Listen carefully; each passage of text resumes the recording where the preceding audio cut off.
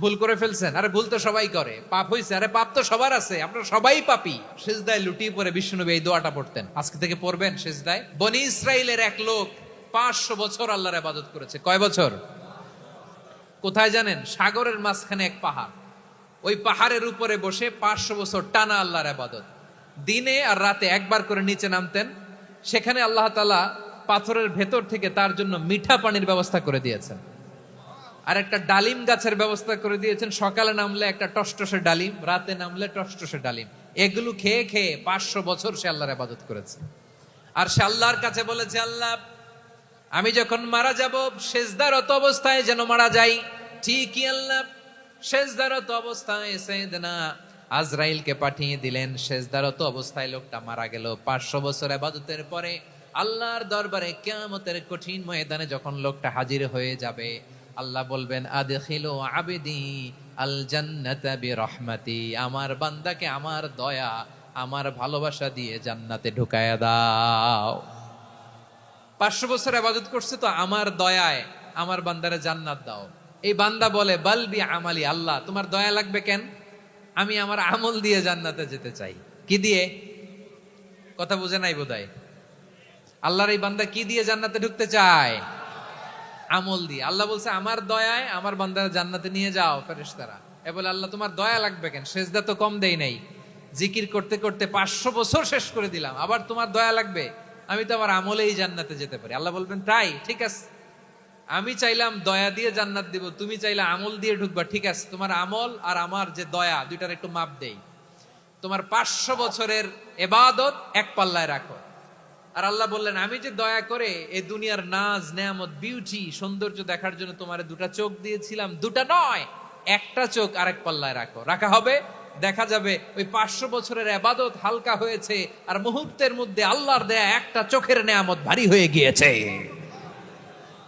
আল্লাহ বলবেন, তোমার কথা মতো মাপ দেয়া হলো, এবার ফলাফল দেখো, হিসাব বলে তুমি এখন জাহান্নামে যাবা। Go to the hell fire, যাও এবার জাহান্নামে যাও।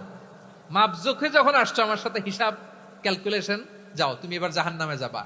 এবার লোকটা কাচুমাচু করে বলে, আল্লাহ আমি বুঝি নাই, আল্লাহ আমি বুঝতে পারি নাই, খেয়াল করি নাই, তুমি আমারে ক্ষমা করো, তুমি আমারে মাফ করো।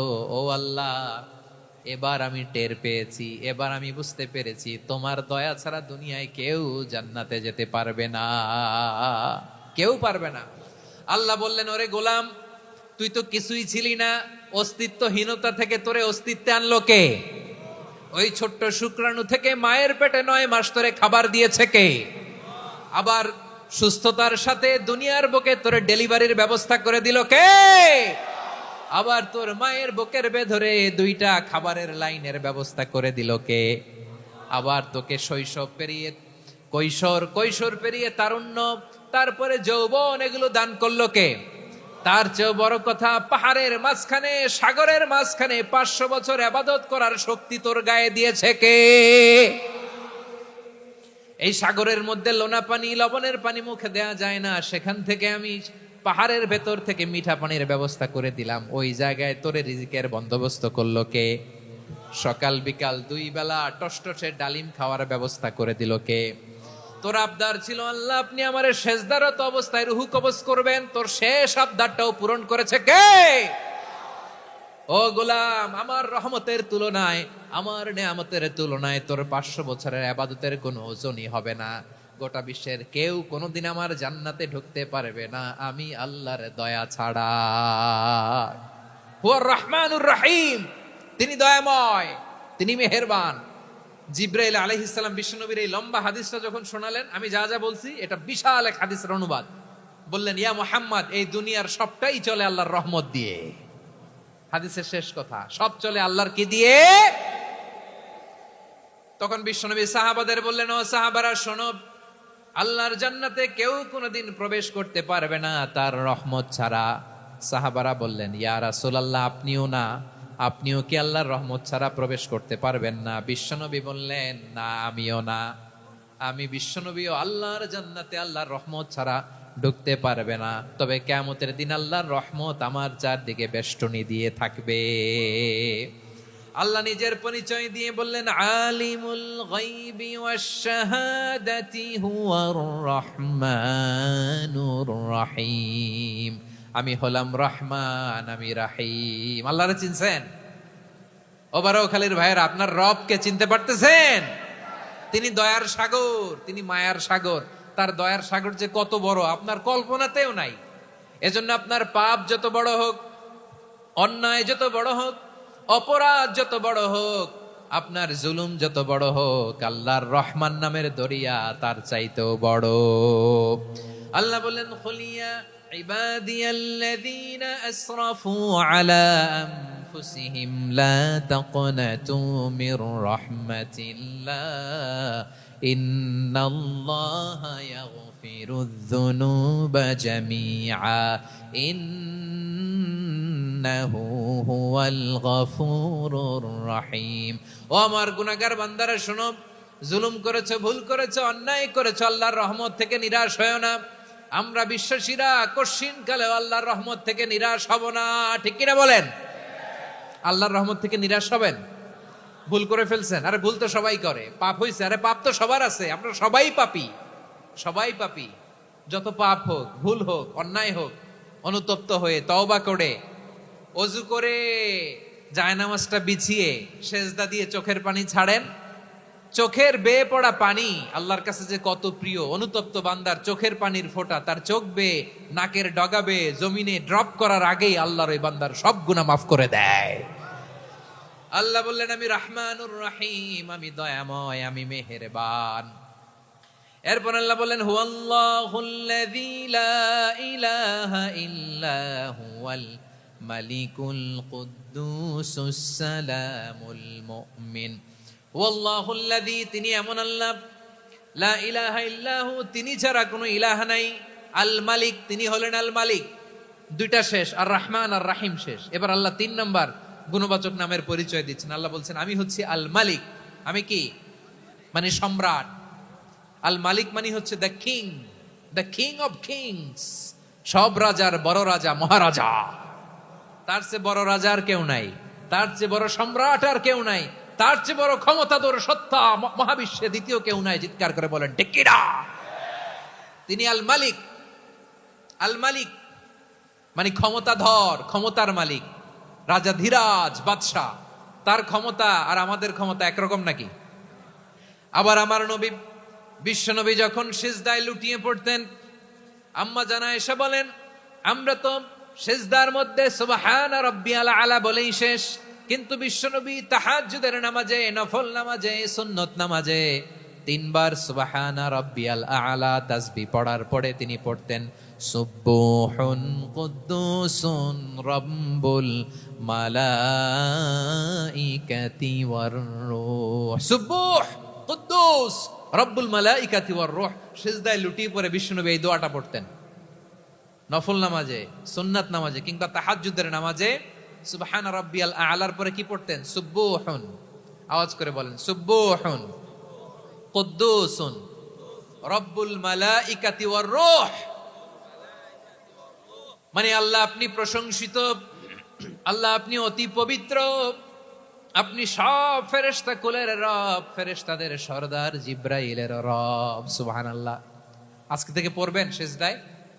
হ্যাঁ, বারোখালীবাসী পড়বেন নাকি? হুজুর নামাজে তো পড়ি না। হ্যাঁ, এরকম নফল নামাজে, তাহাজ্জুদের নামাজে, সুন্নত নামাজে সিজদার যে তাসবিহ সুবহানা রাব্বিয়াল আ'লা 3 বার পড়ার পরে আমার ভাইরা, মহিলা প্যান্ডেলে আমার যে মায়েরা বোনেরা আছে, আজকে তো রেকর্ড হয়ে যাবে, কালকেই ভিডিও পেয়ে যাবেন। 3 বার সুবহানা রাব্বিয়াল আ'লা পড়ার পরে পড়বেন সুবহুন কুদ্দুসুন রব্বুল মালাইকাতি ওয়ার রূহ। পড়বেন তো ইনশাআল্লাহ। আল্লাহ তাআলা সূরা মুলকের শুরুতে বলছেন, তাবারাকাল্লাযী বিয়াদিহিল মুলকু ওয়া হুয়া আলা কুল্লি শাইইন কাদির। মহিমান্বিত সত্তা, যার হাতে ক্ষমতা, তিনি যা চান তাই করতে পারেন। আওয়াজ করে বলেন তো তিনি কে? আবার আল্লাহ বলেন, কুলিল্লাহুম্মা মালিকাল মুলকি তুতিল মুলকা মান তাশাউ ওয়া তানজিউল মুলকা মিম্মান তাশা ওয়া তুইজ্জু মান তাশাউ ওয়া তুযিল্লু মান তাশাউ বিয়াদিকাল খায়র ইন্নাকা আলা কুল্লি শাইইন কাদির। আল্লাহু আকবার। এ নবী আপনি বলুন, আল্লাহুম্মা মালিকাল মুলক, আল্লাহ আপনি ক্ষমতার মালিক। তুতিল মুলকা মান তাশা, যাকে চান তারে ক্ষমতার চেয়ারে বসান। ওয়া তানজিউল মুলকা মিম্মান তাশা, যাকে চান তাকে ক্ষমতার চেয়ার থেকে ছুড়ে ফেলে দেন। তিনি কে? ক্ষমতার চেয়ারে বসায় কে? আবার মনে চাইলে আস্থা করে ছুড়ে নিক্ষেপ করেন, তিনি কে? আবার আল্লাহ বললেন, ওয়ালাম ইয়াকুল্লাহু শারীকুন ফিল মুলকি, আমার ক্ষমতায় কোনো শরীক নাই, কোনো জোট নাই, কোনো পার্টনার নাই, কোনো অংশীদার নাই। আবার আমি চলে গেলে আমার ক্ষমতার দাবিদারও কেউ নাই। আল্লাহু আকবার। এই দুনিয়াতে রাজা মারা গেলে পরের রাজা কে হয়? রাজার ছেলে রাজা, ঠিক কিনা বলেন? আল্লাহ চলে গেলে আরেকজন বসবে নাকি? এরকম না, তার ক্ষমতার সাথে দুনিয়ার ক্ষমতার কোনো মিলই নাই। এজন্য তিনি তার নাম দিয়েছেন আল মালিক। আল মালিক, the owner of power, the owner of ultimate power and sovereignty, the king of kings, সব রাজার বড় রাজা, মহারাজা আল মালিক, তিনি হচ্ছেন আল্লাহ। চিৎকার করে বলেন ঠিক কি না? তিনি আসল ক্ষমতার অধিকারী। দুনিয়াতে যে আমরা ক্ষমতা নিয়ে কামড়াকামড়ি করি, মারামারি করি, কিয়ামতের দিন আল্লাহ জিজ্ঞেস করবেন, কই তোদের ক্ষমতা আজকে বল। কিয়ামতের সময় সব মানুষগুলো যখন ইন্তেকাল করবে, সব জিনেরা যখন ইন্তেকাল করবে, সব ফেরেশতারা যখন ইন্তেকাল করবে, বাকি থাকবে মালাকুল মাউত। মালাকুল মাউত এসে বলবে, আল্লাহ আপনার কথা মতো সবাই শেষ, মানুষগুলো নাই, জিনগুলো নাই, আমার সতীর্থ ফেরেশতাগুলো নাই, মহাবিশ্বে আর কেউ নাই। আল্লাহ বলে, এখন কে আছে? মালাকুল মাউত বলবে, আল্লাহ তুমি আছো আর আমি। তুমি তো আল হাইয়্যু আল কাইয়্যুম, অবিনশ্বর, শাশ্বত, চিরঞ্জীব, কোনদিন মরবা না, তুমি আছো আর তোমার গোলাম আমি আছি আজরাইল। মহাবিশ্বে কয়জন আছে মাত্র? জোরে বলেন। এক হচ্ছেন আর হচ্ছে মালাকুল মাউত। আল্লাহ তুমি আছো আমি আছি। আল্লাহ বলবে, ঠিক আছে, এবার তোমার মরণের পালা। মুত ইয়া মালাকাল মাউত, হে মৃত্যুর ফেরেশতা তুমি মরো। মালাকুল মাউত আল্লাহর আদেশ বাস্তবায়ন করতে যে বিকট একটা চিৎকার দিয়ে মৃত্যুবরণ করবে।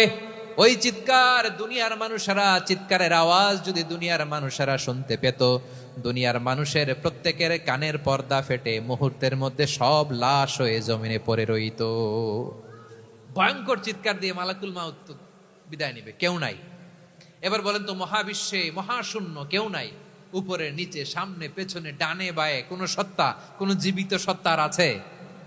একজন ছাড়া, তিনি কে? কুল্লু মান আলাইহা ফানি ওয়া ইয়াবকা ওয়াজহু রাব্বিকা যুল জালালি ওয়াল ইকরাম। পড়েন, ফাবিআইয়ি আলাই রাব্বিকুমা তুকাযযিবান। কেউ থাকবে না একজন ছাড়া, একজন ছাড়া। এই ড্রোন দেখে হাত নাড়ালে হবে? আমার দিকে তাকাইতে হবে, কথা শুনতে হবে।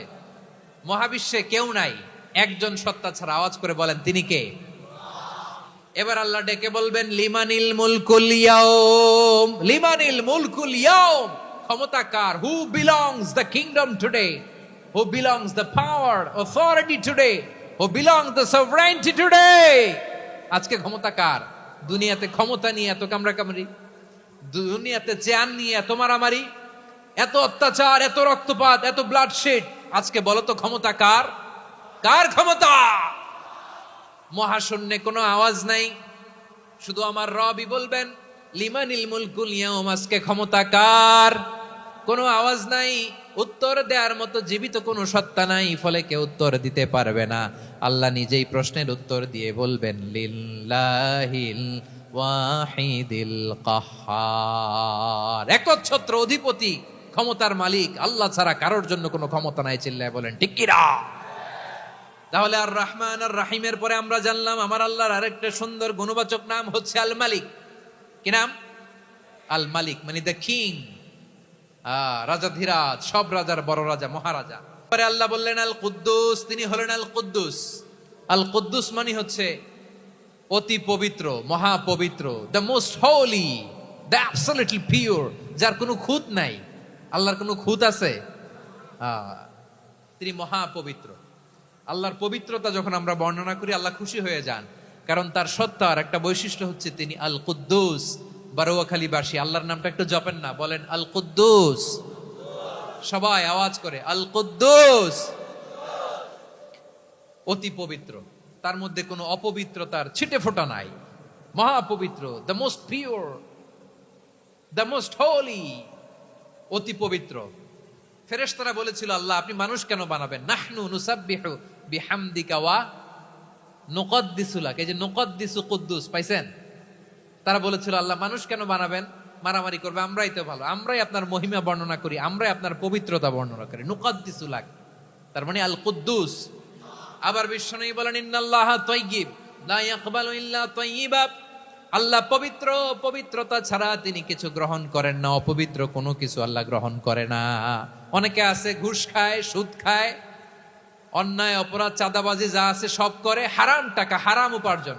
এই হারাম উপার্জন দিয়ে আবার মসজিদ বানায়, আছে না নাই?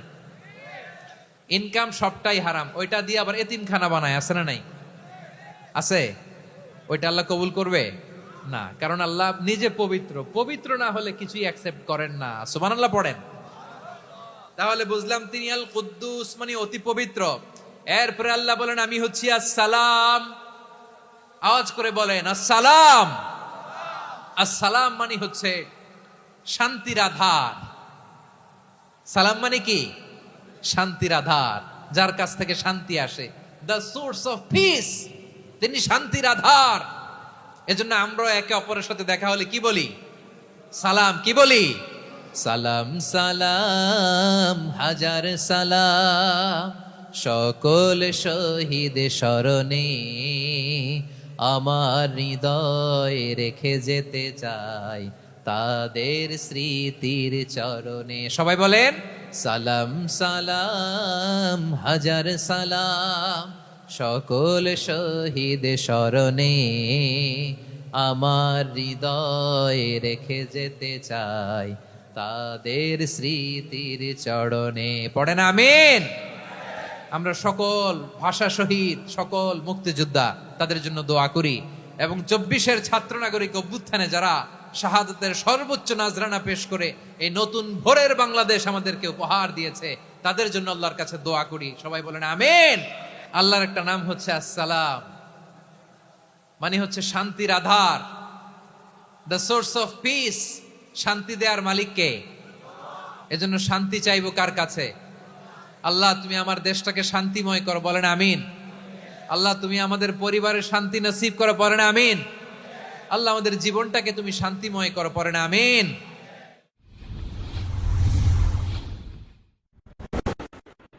ইউ-টার্ন ওয়াজ মিডিয়া, ঘুরে দাঁড়ানোর অঙ্গীকার।